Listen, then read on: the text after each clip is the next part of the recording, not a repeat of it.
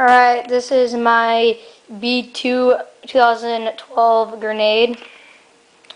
Alright, so I got some new grips. They are they're purple promos. I got the plastic seat, the original. I'm thinking about changing it. You know, nobody likes getting a plastic seat. You know, hurts sometimes. I got the